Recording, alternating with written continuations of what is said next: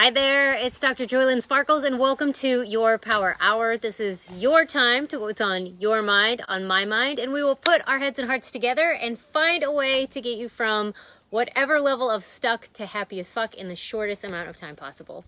That is my aim and my goal always, and today is sort of an exciting day. As you can see, I actually am outside. It might be a little bit hot, but so beautiful out here, and I can hear the wind through the leaves, which is one of my favorite sounds in the entire universe. So we'll be pulling that magic to offer you as part of this Power Hour. And also interesting because, you know, this group and this coaching is always based on your questions, the ones that come up in client coaching and then in the group and through messages throughout the week. And it's been sort of quiet. And that's a little bit different. So this is sort of exciting because there is beauty and love in the quiet times. And what I have sort of taken it to mean is whether or not you guys are into astrology, we just peaked the Lion's Gate. So Lion's Gate's an astrological event that happens on 8/8 every year. Sirius is high in the sky right over the Pyramid of Giza, but it's supposed to just be a portal of a lot of incoming light energy. And so that's where the last couple of weeks, it seems like there's been a lot of churning and turnover and things coming up because there's this influx of energy coming. And so things are getting churned because we're being called to elevate, to escalate, and come into the next version of ourselves. So the things that are holding us back are going to start to become apparent. Well, we sort of peaked that, so there's a bit of a lull. And it is not bad. This is when you ride the tide and it's okay to just let things be good. But for a lot of us, that is actually a place of uncertainty that can almost leave us feeling unsafe because it doesn't match what our normal chemistry is like. And so we have a tendency to become hyper-vigilant and wait for the other shoe to drop or look for things to go bad or where they could go wrong or bad or where or when they're going to turn, because that's what we consider to be intelligent, is to know when and how things are going to go wrong because we're certain that they will. And that's one part of the habit of being us that may have to go. And in doing so, because that's what our subconscious is used to. And again, it's going to try to create more sameness because it creates same as safe. So it wants us to have that so we know who we are, where we are, how to maintain this reality. And so to do that, sometimes we will blow shit up. That when things are good, we will unconsciously pick a fight or have an uncomfortable conversation that wasn't really ripe or ready to be had. There's a number of things we could do. Also, we might dig for things to work on because when it's too easy, that seems too easy, right? So there's something that we should be working on, and in this quiet time, let me find it. And we look for things that are wrong with us to work on because we just don't know how to handle things being nice and easy and flowing, even though this is what we swear up and down that we want. But then when we have it, we don't know what to do with it. So that's what we're going to talk about. And I've already laid down quite a bit in these 4 minutes. So you might want to go back and watch that again. And again, I apologize. I forgot my microphone. So those of you who are listening on podcast, if you do get a little bit more ambient noise than normal, I apologize. We'll get that up. But enjoy the sound of the wind and the leaves. So the quiet time when things are going well, we need to be aware of where we're coming from, what we've come from, and start observing ourselves and observing our thoughts. We actually don't have to do any more. We know from quantum physics that observation alone can change an event. So all we actually have to do is just watch ourselves and see, listen to our inner dialogue. Am I waiting for things to go wrong? Am I looking for things to go wrong? Am I actually convinced already that it can't stay this way? Because our point of view will create our reality, and our limiting belief will will dominate. It's how we will live. So that if we believe that good things can't stay, they can't. No matter how much affirming or attempting to live in another way, it just won't work. So what we have to first do is just become aware. And what's nice about this is it's in the quiet times when things are going good. You don't have extra work to do. This is what you've already been doing, is you just watch what comes up and you don't have to react to it. You just let it pass. And the more and more that you can observe without reacting, the better things can get, and the longer they can stay, the longer these spaces will become. So when it's quiet, when things are good, first of all, enjoy the hell out of it and say thank you. Maybe I should have said that first. Thank you is the fastest way to get more of whatever is going on. Grasp it like carpe diem. Seize the day. Like, this is fucking good. This is why I've been doing the work, is to feel this way, so that when I feel this way, when I feel elevated and lit up by life, and I like myself and where I'm going and who I'm becoming, and right now there's lots of smiles and other people are enjoying kind of a swell and an uplift as well. Yes, thank you. This is real. This is real. Boom. This is happening. Allow it to be. And then you just keep staying in that space. You just ride the tide. And when a thought pops up of, oh, this can't last, you notice it. Oh, interesting. And then you can get curious about it, you know, and notice how close in frequency and timing that they are. You know, because just knowing, and it's not about judging yourself. Oh, I'm going to fuck this up. It's just about knowing and acknowledging where your nervous system is calibrated and what is its current set point.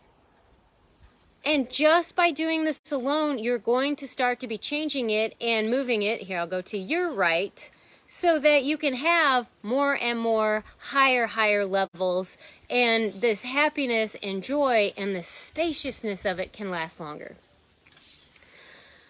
If we want to do a little bit more, then we can really start paying attention to how we are speaking about this. Is it, thank you, I'm fucking lit up by life, I love how I feel, this is real and it can stay, oh my goodness, I'll have more of this. That's what we need to be speaking. But if you start noticing that you are hoping and wishing and using those sort of terms that indicate that you know it won't last forever and that it's out of your control when it comes and goes, these are the words we have to start paying attention to. I talk about should a lot, but wishing and hoping, even though they sound very positive, often put things in the future and put them in a place where we can't actually grasp them, hold them, and aren't actually acknowledging that they're here presently. Oh, I hope this keeps going this way. Oh, I wish it will always be like this. Those are some bullshit terms. Because all we ever get is right now. And if it is that way right now, to insert fear and doubt is what's going to sort of strangle it and make it go away. So be aware of those and speak with certainty that the good can stay. Or that it is coming, it's in process. So that it's not about stressing, it's not about reacting, it's not doubtful, and it's not pessimistic. It's here. It's gratitude, it's fucking here. You get it? Like, I can even feel my body when I'm like, it's here. My whole body's like, yes. Look at me, sprawled out in my chair in this luxurious space surrounded by green and breeze in the trees. How does it get even better than this? This is freaking amazing. And thank you. I'm getting this. I'm living this because of choices that I made. And for this moment, I don't have to worry about the next one. And that may be where our training is we have been taught to look ahead so that we're intelligent But what we've been trained to look ahead for are the obstacles, what might interrupt this, instead of looking ahead for how does it get better than this, what's next, what would I like to add, what else would I like to experience, and how do I start creating that for myself? Do you understand? Can you feel sort of the difference of what might interrupt this and let me try to fix that or move it out of the way versus what would I like to add? How can I keep this going and generate more of this for me to enjoy? Just a different energy. It's a different approach. Even if the behaviors look the same, it's a much different energy for approaching the situation. And again, I want to just keep like it just, I popped out of bed and I had to write this down, but let's start speaking with certainty that the future is already here, that it's good. The future, this is what I've been choosing for. This is the work that I've been working for. This is why I've been paying attention to my thoughts, been paying attention to my speech, because now I get this moment. And then the next one, I'm going to speak with certainty that the next one is also going to be good. And how do I know? Because it always is. And if it's not, that only means it's because, like I said last week, we're only looking at a slice of time. It's not done yet, because all is well in the end. And if it's not well, it's not the end. Yeah, the law of assumption. Absolutely. Absolutely. An assumption based on so many wise teachers that have been telling us it's been good. The doubt, the fear, is really just a trauma response. It's just a learned response of how our brains were wired, how they were sensitized when we were really little to make sure that we could survive. But guess what? Let's acknowledge our survival.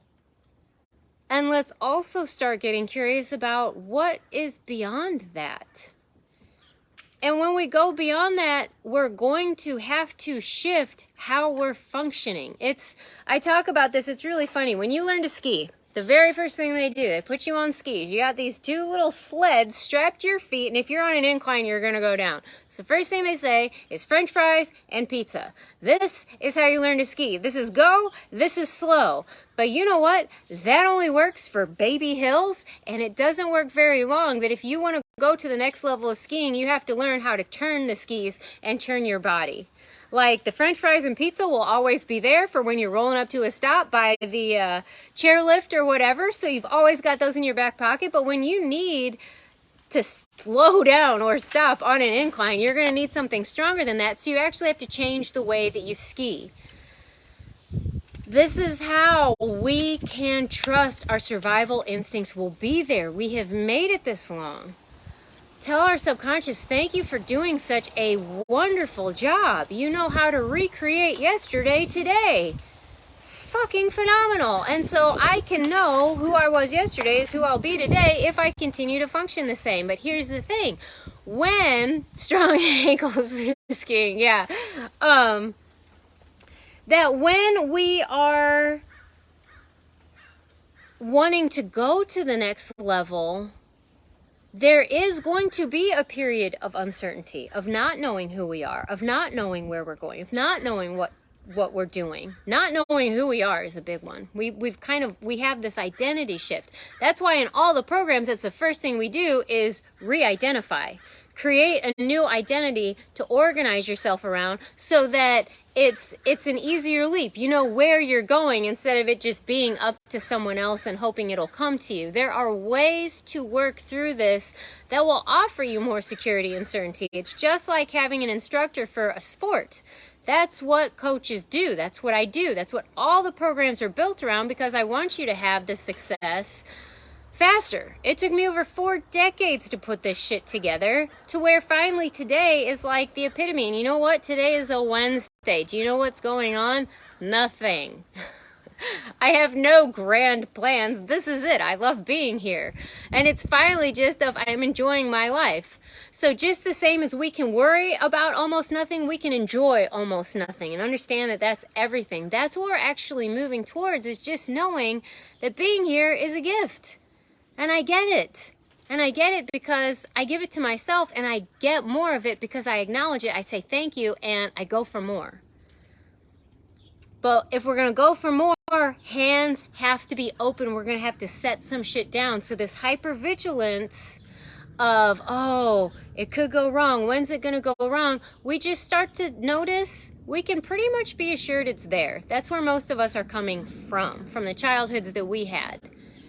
So just pay attention to your language. Are you wishing? Are you hoping? Are you wondering, worrying kind of things? Just start noticing, and just when you notice it, set it down. I notice it, I set it down. You can start to also notice, and your body is your biggest tool here, that you kind of start shrinking a little bit, like contracting, and people will get more irritating even though they're not really doing anything, and you'll get a little bit more bristly. You're actually pulling your energy in and closing yourself in because this expansive space feels weird. And it feels off, abnormal, like you or someone else is getting away with something, so you contract so that things kind of bristle against you. So again, you can know who you are by rubbing up against an edge. And what almost inevitably happens is then you're doing that, you're changing your brainwave patterns and going back into beta. So then you start looking outside, becoming hyper vigilant, and guess who's there? Your partner, your parents, your kids, your pet. And they irritate the shit out of you, and you'll start something, not on purpose, because nobody's sitting here being like, I haven't had a fight since Tuesday, so it's about time, you know? Maybe a few people, but you guys generally aren't my group. It's going to be doing this unconsciously just to come back to this normal biochemistry that you're used to. So when you actually start to feel like people are irritating you, you're just being like, wow, I'm just having a great day, and all of a sudden somebody irritated me. Take a breath and allow your space to open up again. One of the things they do in Access Consciousness is say, look for the farthest edge of yourself. And you will notice how, because you're infinite, you can't actually find it, but it gives you allowance, permission, and an invitation to move beyond your body, so that then things just don't irritate you in the same way. So that's one tool you can use to keep the good things flowing and going. Don't dig for things to work on. This is one of the big ones that I find with clients, because for whatever reason, you guys are hardcore badasses and I love you for it, but you haven't yet trusted yourself and your timing. And that nobody, no being is meant to be on digging, working 100% of the time. Rest, integration, and fucking pleasure are part of this process, to where that when things get good, we'll be like, I'm missing something, like almost like the good's an accident. You have been making choices. You have been opening and expanding your awareness. You have been changing your language. You have been making different choices, changing your activities, possibly your food choices, your choice of company, to where this is the result of that. But instead of patting yourself on the back and being like, look at me, look at the fruits of my labor, you're like, oh, that's weird. Things are oddly good. Let me dig for something so that again I can tap into the wrongness of me and know who I am again. Brilliant. It works. It's like Van Wilder's like, it's like a rocking chair. It gives you something to do, but it doesn't get you anywhere, because the timing will be off. And you'll find that you're having to dig, you're having to force, you're having to push. The universe isn't trying to set up a dynamic to bring something up organically of, hey, now's the time to, you feel this friction? Let's work on that. You can trust that's going to happen. We don't have to look for it anymore. We don't have to fear it anymore, because we know we're gaining tools and cultivating experience and using them. And we can also just relax when things are good and being, it's not time for that. This is how the universe and myself, this is me getting what I was working for. How can we ever have the future we've been trying to create if we refuse to acknowledge it and sit in it for a second? Celebrate the hell out of yourself when it's quiet. when it's restful, when it's relaxing, when it's sunny and warm and there's a breeze in the trees, and for some reason your pet's fur just feels extra fluffy and soft, and your lover's smile is just extra warm, and you just can't help but smile at yourself in the mirror. And when something happens, you're just like, wow, that was weird. And I've had moments where sometimes where I used to have a temper and I just watched a tool fall out of my hand and I picked it up and I was like, who is this person? I don't even know who I am right now, because I was so used to having some curse words fly out because I used to so much be my dad. And then it was like, wow, this is actually how I said I wanted to show up. I'm doing it. I guess I didn't really exactly know how it was going to feel because at that point of the process, I hadn't put in a lot of time in feeling the feelings of the future so I can recognize them. That's another tool we can use. I should have written them down so you're getting them. But to visit in these times when things are good and when they're not so good and they're a little bit crunchy, you are always looking to the future in a way of, how do I want to show up? How can I be even more me? How can I have more of this? What would I like to add to my life? What gift can I bring? And how can I amplify that gift? And all you have to do is ask those questions. That's the thing. Then our reticular activating system is going to go to work. And let me tell you, that thing is a freaking phenomenal piece of technology. Your pineal gland actually has piezoelectric crystals in it. It is designed to signal to the universe to say, hey, show me what needs to be done here. Show me conversations I need to have, tools I can use, stones that are going to cleanse my energy, a drink that's going to replenish my electrolytes, a conversation that's going to lift me up that I'm going to remember 10 years from now. Like, those things will start to come when we just ask, wow, how do I get even more of this? Thank you. This is freaking phenomenal. We don't have to, the how is not our job. The universe has got the how. All we have to do is say, what would I like? The universe is our genie in a bottle. All we have to do is connect with our heart's desire. And when we actually are holding it in our hands to say thank you, that's a very, very important, because gratitude is an alchemizer. It's going to totally change the brain chemistry that's going off, the neurotransmitters that are being released and what's flooding your system, to where it really does open up and expand you to have more of that.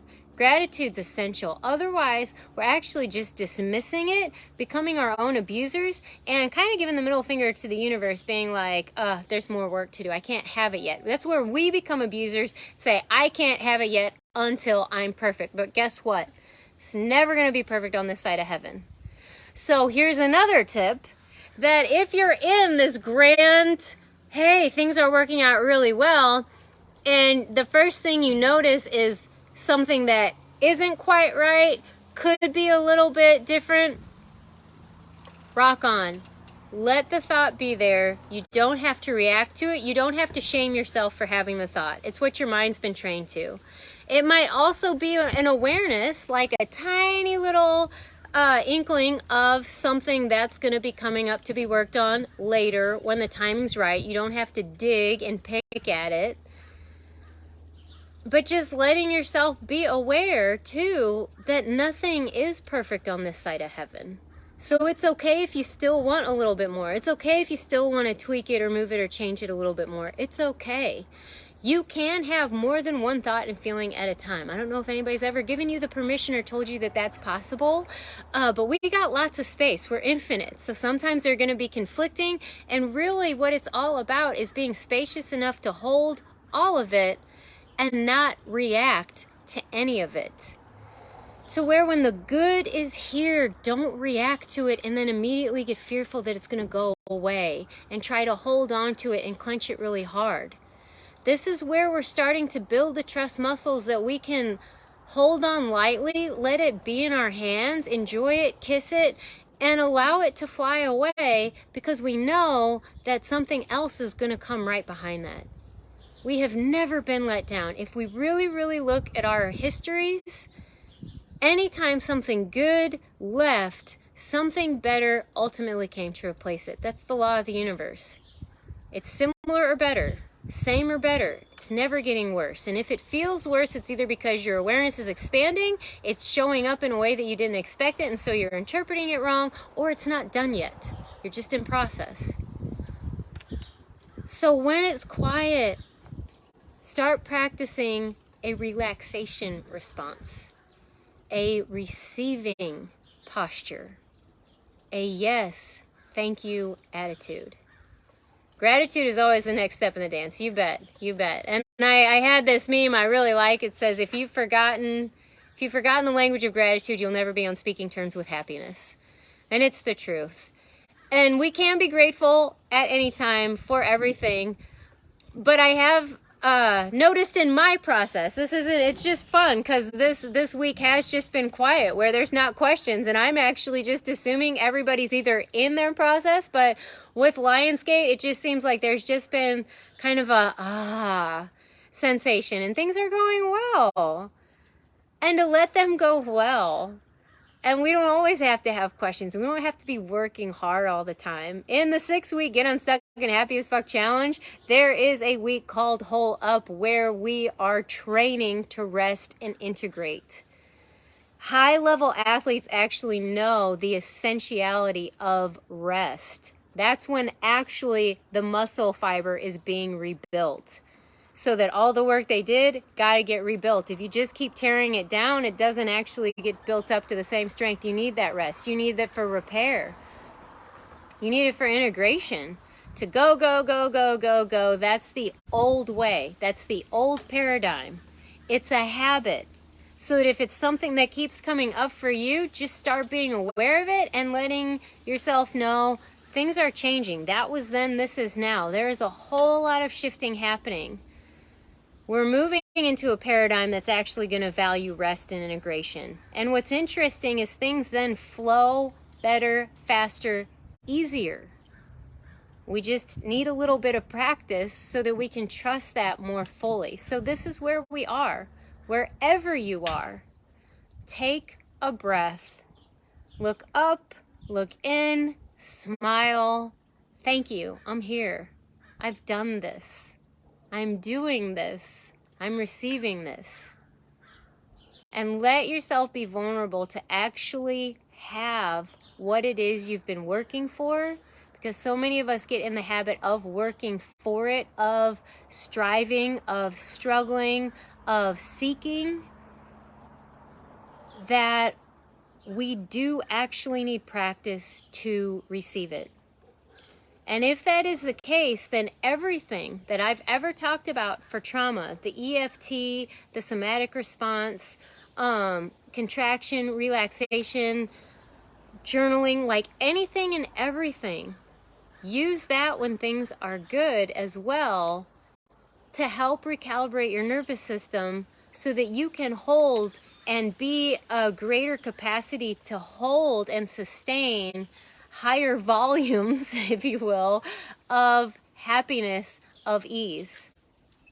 Because the point of this work is not just to prove anything to yourself. Continuous improvement means that things get to feel better all the way from where you start to where it is you end up, which will eventually be perfect when you cross over to the other side of heaven, okay? Trust the good. It's real. It's as real as the bad. And you'll get even more of it, and it will become in technicolor vivid. The more that you focus on it, make it real, make it the big deal. Not in fear that it's going to go away, but just absolute fucking enjoyment that it's here, okay? So this one is a bit of a shorter power hour because that's just the space that we're in. It is a time for relaxing and receiving. If you're not there, if you are in the middle of a process and you need something, check out a past power hour, throw a question in the group, schedule a call for clarity with me. A lot of the programs are starting up here near the end of the summer, beginning of fall. Happiness brain training all start up. 6-week Get Unstuck, Happy as Fuck Challenge is going to start in just a week or two. Love Yourselves is starting, I believe, in September. And you can start the 90-day relationship remodel at any time because that's individual. So as soon as you say go, we're there. So there are so many options for you. But do receive. Rest, receive, relax. Thank you. Thank you for being here. And I already am looking forward to next week when I get to talk to you again and perhaps hear more about your week, your experiment with relaxation and receiving.